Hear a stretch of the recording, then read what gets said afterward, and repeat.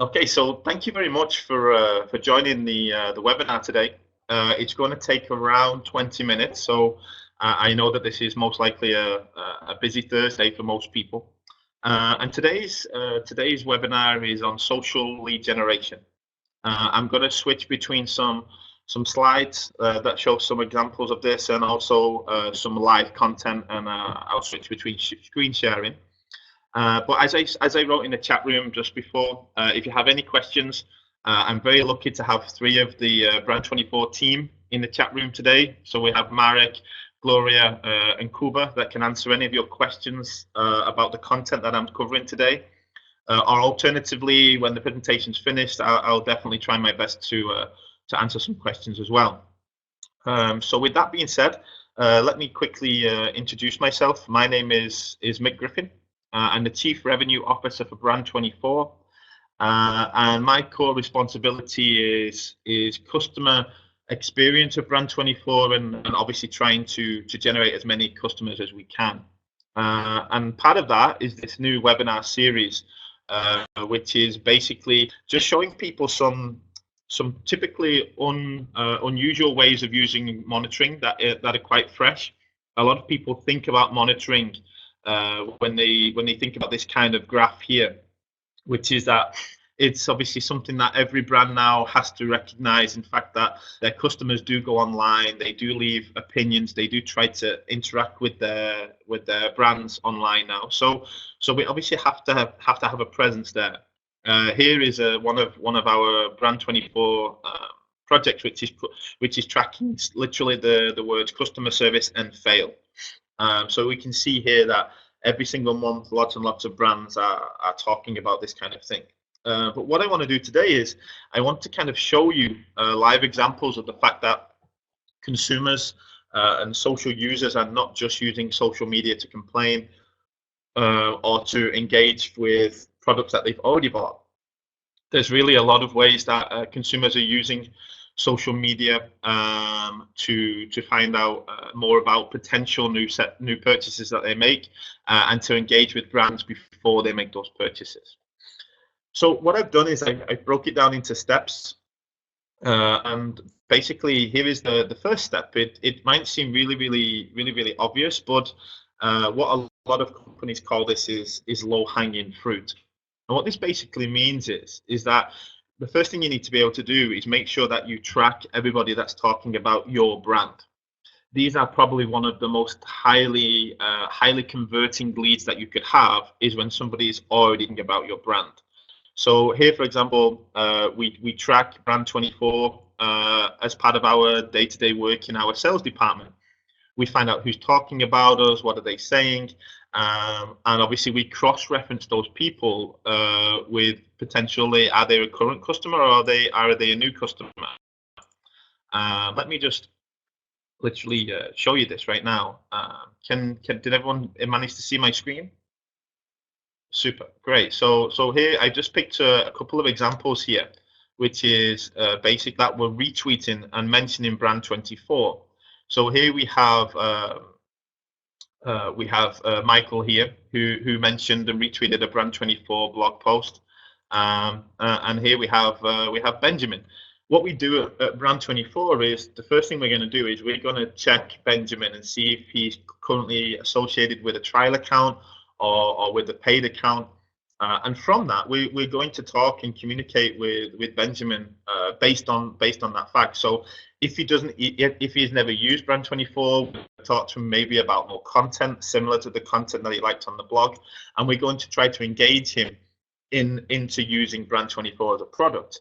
And the most important thing is what we're going to do. We're going to try to engage him actually where he's shown us. So we will talk to Benjamin on Twitter. We will reply here and say, hey, Benjamin, really appreciate that you liked our blog post. Do you think that some of these tips could be useful in your day-to-day work? So this is one of the most simple ones, but it's almost one of the ones that sometimes almost gets forgotten when it comes to sales. Is that we need to really be looking at people that already know your brand, and that the brand awareness hard work has already been done. The second one, which is something that I talk about a lot, is that consumers really like to use social media to talk about their problems. They don't really always talk about the solutions. Like, hey, listen, I really love this brand that I just bought. But what they do a lot of is they talk about where they need help.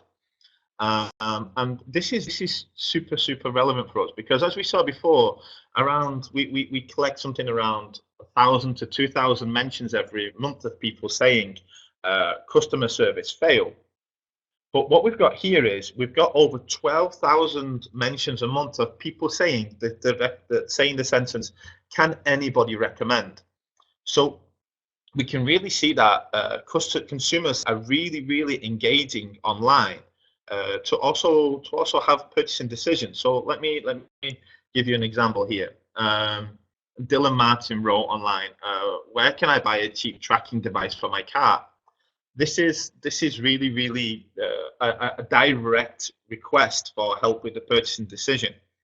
And what I thought about was that this was a real live. There was no response to this tweet, and I thought that maybe somebody doesn't sell these online. So I googled this same phrase, and a lot of the marketers in the room will know that if you look at here, I mean, lots and lots of companies are paying big money listed in the advertising space on Google, yet nobody is really engaging this person on social media. So this goes on. I mean, here we've got somebody that wanted to buy a selfie stick in Dublin. Again, no response online. I Google it, and we see that people are spending big money. Brands are spending money actually bidding for this space. And this for me is really a space where brands need to look at, because this is really cost-effective way. Another one, like, anyone recommend a PR agency? So what I did is I wanted to kind of really, I wanted to see if my theory works. And maybe people write on Twitter, can anybody recommend? And then nothing happens. So here is an example of I tested this with, I actually replied here, and I recommended a PR company. And please look at the response. The person who was making the purchase actually said thank you. So they really appreciate this. I did the same here. Somebody asking, can anyone recommend a restaurant in Brighton? And what I did again is I thought I'll test it. And did you try this restaurant in Brighton? Now, I found this restaurant by Googling good restaurant Brighton, not Italian. Very simple. And I saw that the company Moonstone were advertising on this space, and they were spending a lot of money there. So actually what happened is they have a Twitter account. They just weren't searching for people who do the same thing on Google as well on social. So this was great, because actually the brand also reached out. And again, let me just, I will just switch over quickly, and I'll show you some more real life examples, because what we have here is we have Alex. Alex, does anyone have recommend an open mic night? And here I Googled it, I recommended it. Alex, the consumer, replied saying thanks, I'll check it out. The company replied saying, yeah, please do. We have Becky here who recommends a good hotel. Again, Googled, recommended it. Becca responded saying thank you, I'll have a look. And probably the best example I've got of this, and this is really great, and don't get me wrong, I don't do this selflessly, because this is the best way that I can recommend using Brand24 is, Hannah here was asking if anyone could recommend a duvet. She was looking to, she used the word spend, so she was definitely in a position to make a purchase. I recommended Soak and Sleep. Soak and Sleep also said thank you. Hanya said thank you, and they actually took this conversation further on, and they actually connected, and they made a sale. And Soak and Sleep is now a Brand24 customer because of this conversation. And this is exactly the kind of thing that we try to encourage customers to do, and I want to encourage all of you today on the webinar to do is basically go out there and start to search the problem that you solve or the product that you offer. So basically, whatever the product is that you offer, you know, can anybody recommend social monitoring? Can anyone recommend small business social media tools? Are exactly the kind of things that we track, and the likes that Marek, Gloria, and Cooper in the chat room they engage these conversations, and they engage them on Twitter, on Facebook, on Quora, on blog posts. And this is super effective for us in terms of conversion, because what we've done is from I went out and at these conversations like I have on the screen now, I engaged over 50 of them, and over 50%, so literally 28 of the people responded with a positive response, like, thanks Mick for the recommendation, I'll check it out, thanks Mick for the tip. Now 50% plus positive conversions from consumers. Now that is unheard of. If you compare that to cold calling, if you compare that to Google AdWords, if you compare that to any kind of marketing spend, you do not get 50-60% conversion in terms of having an engagement. I mean, you look at email marketing, I mean, you may get 50% open rates on a really good day, but your click-through, your engagement is going to be 10, 15, maybe 20%. And here we have engagement of 50-60%. Now, the main reason for this is because every day now, on average, people receive 203 emails. That's the global average, 203 emails. And people do not receive 203 tweets or 203 messages on Facebook. So we're competing for a lot less crowded space. And this is really for us. So tracking the problems that you solve. The next one is kind of a fun one for me, but it's very specific. Is the good saying of the enemy of your enemy is your friend. And what this basically means in social terms is that to track your competition. Again, we're talking about how do you get access to the most qualified leads ever? Well, if they're using one of your competitors, it means that they are definitely a user, that they definitely have potential to use you. So here's the first example of this, which is I did this myself, which was, one of our competitors is Radian 6. I monitor Radian 6, people saying it. And here we have Sam here was writing, hey, listen, you guys showed for 2 demos. I wrote to Sam, hey, listen, I'd love to run a demo for you guys. He wrote, great, we'll be in touch. And I actually managed to run a demo for Sam, which was great. So I converted this into a lead. But the most important thing here is that look at Sam's kind of response. This is not just like a regular sales interaction. Sam is actually happy that I answered his problem. So he's wrote like, thanks, impressed. So you talk to any of your sales teams or if you're salespeople yourself, if before you even get on a call, the potential lead is impressed with what you do, half the battle is already done. And again, this is way more cost effective than other tools. And again, I'll jump in. This is just to try to show you some live examples. I always kind of use these 2 brands because I know them very well. But for example, Wizz Air here, I made a couple of examples. So if I track Wizz Air and the keyword fail, I find people like this who are like, well done Wizz Air, you might be well done, such and such a thing, which is of course this happens. Airport, the flight was cancelled. Now, if I was Ryanair, if I worked for EasyJet, I'd have my team on these tweets like instantly, kind of talking. Now, the funny thing was, I went into one of these tweets, which was, I went to Lanka here, who was saying that the flight was delayed. And it shows you here that there actually are brands that are on this. Now, this is actually a compensation claims company. So instead of Ryanair saying, hey, listen, come use us next time you decide to fly and we'll give you 10% off, or EasyJet or British Airways or whoever it may be, actually companies are starting to engage in these conversations, but it's just interesting for me that it's not the direct competition this time. And here the same here, if I do Ryanair and fail, unfortunately 7 hours, we're still waiting.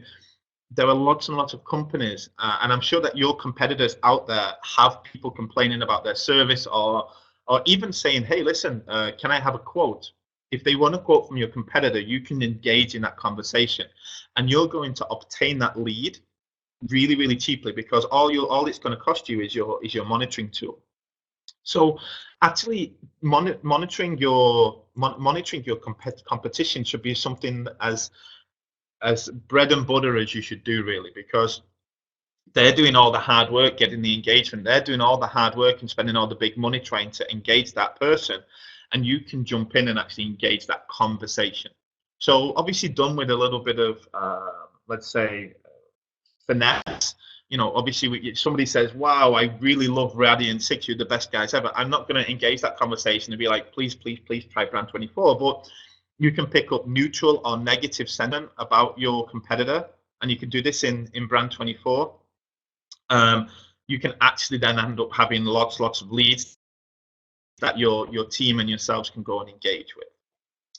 And the next one, which is a super little hack that we learned and we do, and we also, some of our customers do, is that attending events. Now, again, as a salesperson, I've been doing SaaS sales specifically for 7-8 years now. And events was always one of our key aspects of lead generation. So we would go to an event, we would spend, you know, $15,000 on a booth, we would fly the team there, and we would collect the business cards. And that, again, that was predominantly what we would do.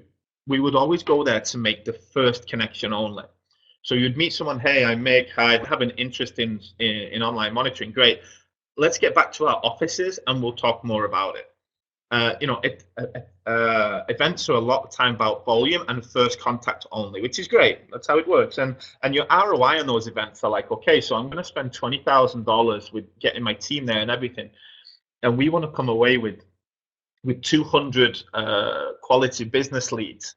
Okay, great. So that means that we're paying $200 a lead. Okay, that's what I can afford. Fine.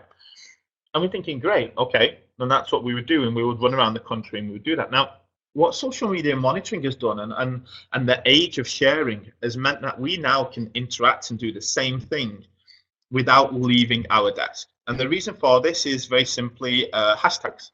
So I'm going to give you an example here. Let me just share my screen once again, because then this has meant that we can be so much more effective as a team. Is this one? So we have a customer that is offering online booking services for hotels.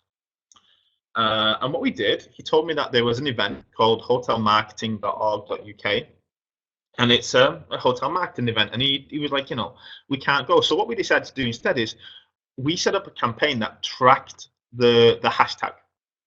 So we tracked every single person that was at the event, dropping hashtags, checking in on Foursquare or on Facebook and so on. And what he basically ended up with was a database of 299 leads without leaving his desk. And this database basically looks like this. Can everybody see that Excel?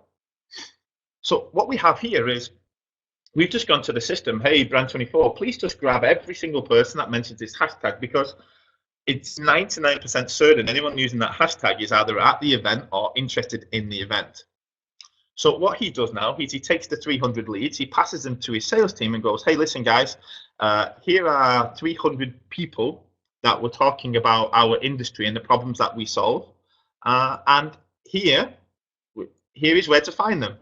You don't need to go out. We don't need to get their phone numbers. We don't need to get their email addresses even. We don't need to spend any money on this. Go to Twitter, tweet them and say, hey, listen, we knew that you were at such and such event. We didn't get to meet you there. Can we talk further?" These are 300 high quality leads that this sales team now has, or this marketing team now has, for the cost of $49 a month. So, and this basically means that you're no longer like you're no longer bound. Let's say you're no longer bound by the limitations of flights, of locations, of time frames, of finance. For $49 a month, you can literally track every one of your industry events and start to collect a database of really, really high qualified users.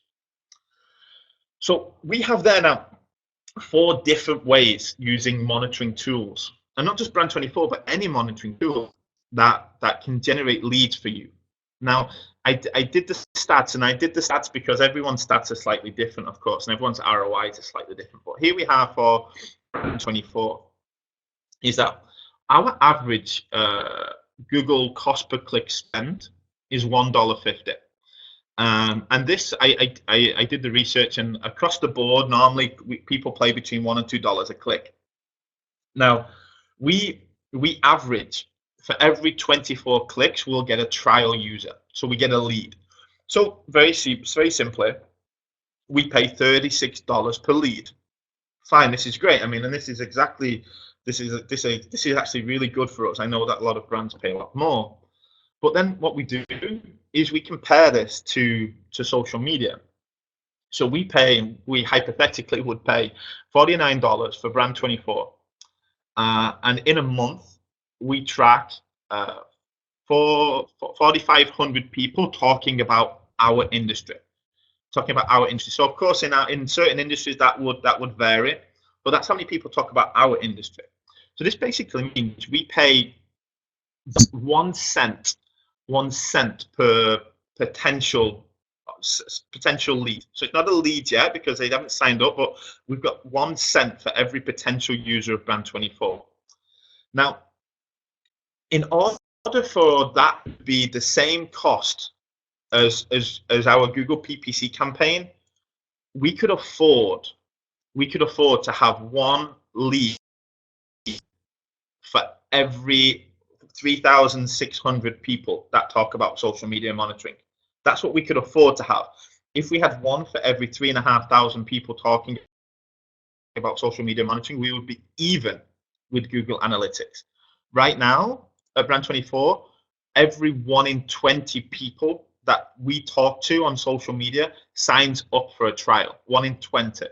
So every 20 people that mention social media monitoring, social media tools, 1 in 20 sign up for a trial. From our point of view, is that our monitoring lead generation campaigns are 180 times more effective than Google AdWords spend.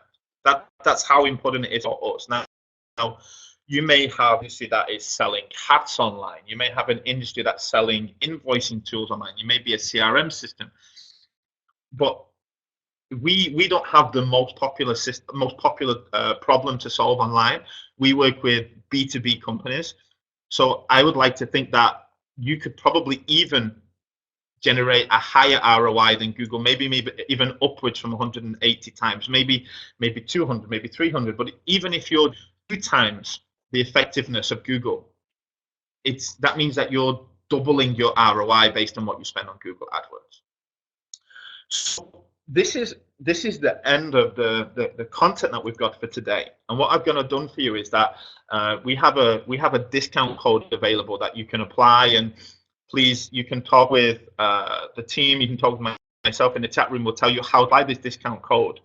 But basically, we have a discount code that is social ROI. And what I want to do is, instead of you generating 180 times the revenue on social monitoring over Google Ads, I want you to generate 360 times during the first 3 months. So what we've done is we've actually halved the cost of the product. So literally for $25 a month, you might get access to thousands of potential sales, thousands of potential leads every single month. So if you feel like jumping on board, we have a trial for 14 days as well for those who haven't already tested Brand24. But literally for $25 a month, we can put leads in your pocket. And we'll be happy to help you do that. Now, with that, let's see if we can answer some of the questions. How do you see it when more brands are going to do the same? Well, this is actually a really good question, because this is now the common state of email marketing. This is the common state somewhat of Facebook advertising and so on, is that, there's a very good saying that marketers ruin everything. But the bottom line is to be first will obviously be great for you, because you will gain a reputation as being the company that reply first. But second of all is, as more and more companies do this, and as more and more companies start to join that space, the company that adds the most value to the problem will be the one that still stands out. So, for example, if somebody writes on Twitter, the first person that replies is going to get the most attention. But if somebody's like, hey, listen, I would love some advice on booking a trip to a certain, I don't know where to go. If you jump in and add value to that, like, hey, listen, I see from your history of tweeting that you love going to city breaks destinations, so I'm going to recommend this one. It seems like you haven't gone yet. It's a really human interaction. So the more time you spend investing and checking out that person, the better the response will be and the more that they will engage. So yeah, it's going to get harder. The more people that see this webinar, it's going to get harder, but just spend more time talking to that person like they're a real human being, and don't try to, reply to everybody very, very quickly. So that's what I would recommend, is just spending some time reading their tweets, reading their Facebook profile, see what they like, and then when you give them a recommendation, you can be pretty sure that it's what they want. Finish today, but also to let you know, this webinar it's been recorded, and we'll send an email out to all of you with a link to the recording, so you can take away any couple of minute snaps or any tips that you saw today, and if you need to share it with your team or anything like that. Okay. Are there any geographical differences in how people appreciate companies replying to their personal tweets? So really, really great question. Actually, I guess that you have to, I wouldn't say it's geographical. I would say that personality traits can vary now across the world, and you will know that from the history once again. So if somebody is writing like, yo, dude, I really need a place to go surfing this summer, I don't know where to go, you know that you can reply in a very informal, cool way. And it feels normal, it feels human. But if you go through that person's history and you see that mostly it's links to their blog or something like that, then that's something slightly different. So you can reply to them in a more formal way. That might be, hi, John, I saw your request. If you like, give me your email address and I'll give you some really good responses for that. So again, you can really start to judge people's character and how they like to interact based on their history. You can see how the other people tweet them, how the other people Facebook them, and try to make an estimated guess. But still, I wouldn't be concerned about this. I always go on about this, and we've got to a day and age where we're really, really happy if 20, 30, 40% of people read our emails. And I'm like going crazy, because I'm like, that means that 80, 70, 60% of people don't even get to hear our message. So don't worry about that 5% of people that might be a little bit frustrated that you messaged them. The bottom line is if somebody writes online, can anybody recommend or can anybody help me? It's very, very unlikely that they're going to be frustrated when somebody actually tries to help them. That they've put themselves online, they've asked a question online, and majority of the time that's because they want a response.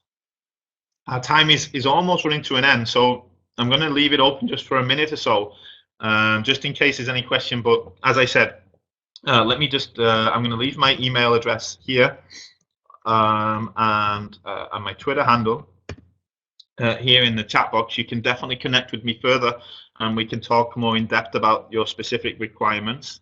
And of course, the team are here as well. Yes, Marty, you caught me. I was Red Bull free for 2 days, and that was my max. So everyone that doesn't know me, I tend to drink a lot of caffeine, and I tried just recently to give it up, but I wanted you to get the Mick in fifth gear type scenario. So I didn't want you to get drowsy, grumpy Mick that is missing his caffeine. So today I broke my rule for you guys. So yeah. Abdallah, you're very welcome, and I hope that we can be further of assistance to you. Okay, guys, we've just passed that half an hour mark, so I'm going to let you get back to your busy days today. I will leave the room open for another 10 minutes. If you want to connect or anyone wants to stay, the team will be available. But in the meantime, thank you so much for your attention. And like I said, any questions, I'm going to leave the room open for another 10 minutes. All right, thanks, guys. We'll be in touch, and I'll also be monitoring the chat from here. All right, thank you.